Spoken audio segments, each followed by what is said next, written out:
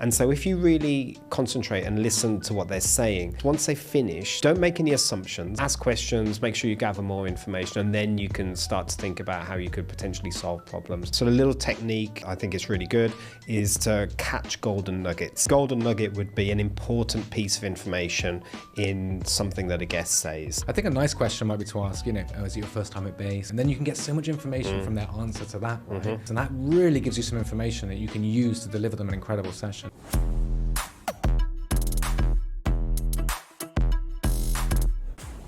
My name is Jack Thomas, co-founder of The Fit Guide, the global standard of excellence for the fitness industry. Welcome to the 5-Star Fitness Podcast. This show is all about bringing the very best from hospitality into the fitness industry so we can have better, more profitable businesses, but importantly, impact more people's lives. We are joined today by co-founder of The Fit Guide, Matt Lavender. Welcome, Matt. And today we're digging even deeper into genuine interest, which is the first part of Mind the Gap, this idea that you can, or this concept, this philosophy of bringing gyms to really a 5-star standard. We are talking today about active listening. So I'm just interested in, what do you teach the world's top hospitality professionals about this idea of active listening? We've talked about asking questions as being probably the first way to sort of get to know people, then observation as well, so observing them to get to know them, and then active listening is the third way that I train hotels in ways in which they can get to know their guests, learn about them, identify potential issues, and start to think about things that we can do to elevate the service and provide that anticipatory service. So what I train hotel staff or restaurant staff is when a guest is speaking to you, when they're voluntarily providing information, that it's really important that you give it your all, that you listen carefully, that you stay in the moment, don't get distracted. And a sort of little technique that I didn't invent, but I think it's really good, is to catch golden nuggets. So golden nugget would be an important piece of information in something that a guest says.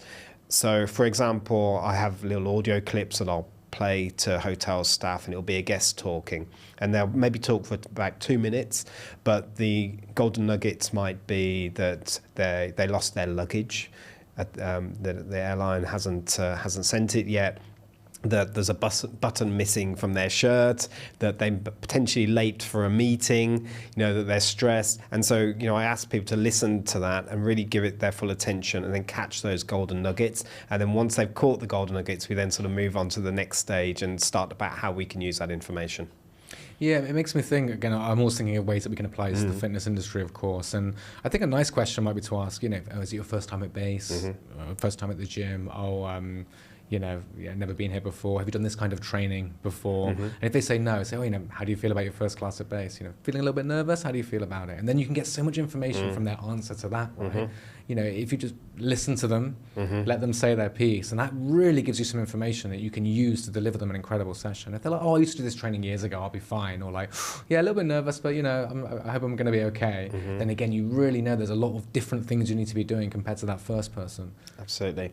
And I think the interesting thing with active listening is, yes, of course, we can gather information from the questions that we've asked them, but to some extent, you may overhear a guest having a conversation, maybe with each other. Now, I think we always have to be, a little bit careful about prying into people's private conversations. But if somebody's talking quite openly in the lobby, you might hear them speaking to another guest. And again, we talked about it with observation, but you might be able to identify issues from things that they say to each other, or you're serving at a table in a restaurant, and you might overhear a conversation, and you start to think about, I heard this.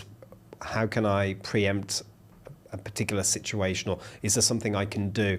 An example might be you overhear people talking about that they're celebrating a special occasion that they haven't already mentioned to you, or on the more negative side, that somebody has an issue with their room. So you don't even have to tell them that you heard them, but you could sort of go to engineering or go to housekeeping and say, look, I overheard a guest talk about this.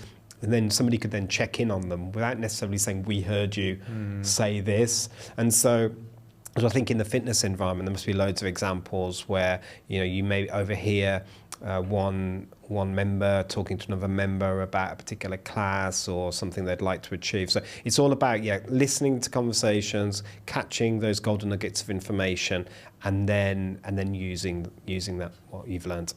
So as a gym owner, I get a lot of feedback from what's said, typically in the female changing rooms. I think in the men changing rooms, everyone's just kind of doing their thing and changing. But apparently in the female changing rooms, there's a lot of chit chat going on, people getting to know each other and talking about the classes, the coaches that they like the most, the classes they like the most, things they're happy with, things they're not happy with. So other members will give me this information, and that's incredibly useful, I think. Or they'll say it to the front desk as well. I think that can be useful. I think one thing that's important is that often when somebody tells you a story, especially if they're maybe a little bit stressed or frustrated, if it's something that's gone wrong, people often speak quite quickly.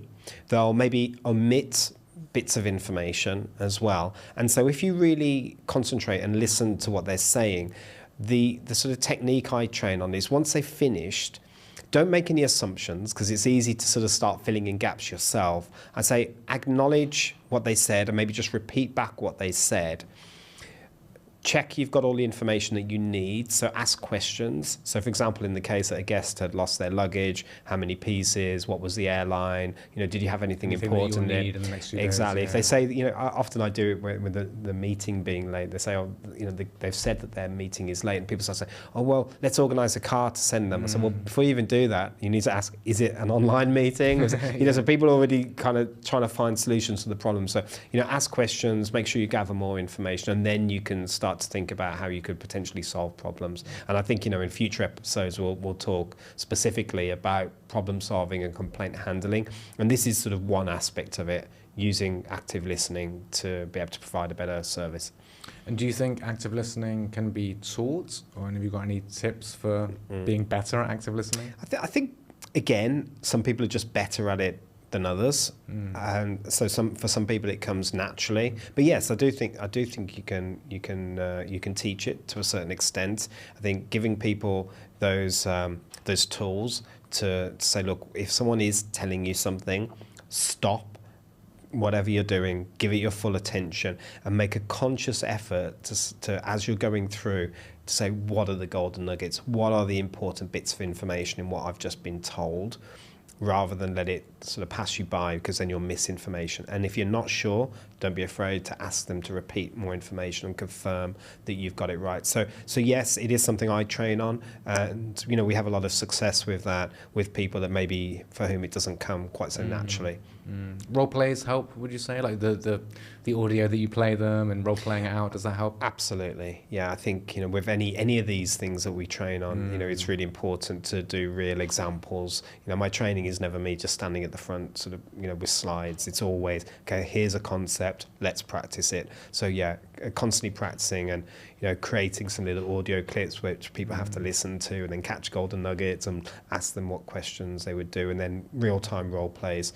One person is the reception staff, and one person is maybe a client checking in, and definitely practice as much as possible. Yeah, role plays are huge, and I think we could probably do a whole episode just on role plays. And I think the gyms that do them for sales, they certainly see a big improvement. But I don't think many clubs do, from what I understand, do them on service. And I think there's really so much you can learn from doing that. And we do it a lot in my gym. This has been interesting for me, Matt, especially because I think it really helps this episode and the last few on really how to elevate that extra level, right? This isn't the basics now. This isn't the fundamentals of hospitality. This is really going that extra mile to deliver 5-star service, which is what this podcast is all about. Good, yeah. So thank you for sharing, Matt. Really appreciate it. If you enjoyed this podcast, if you think we need to bring more from hospitality into the fitness industry to help us impact more lives, this is the show for you. Do like this video, do subscribe, and we'll catch you on the next episode.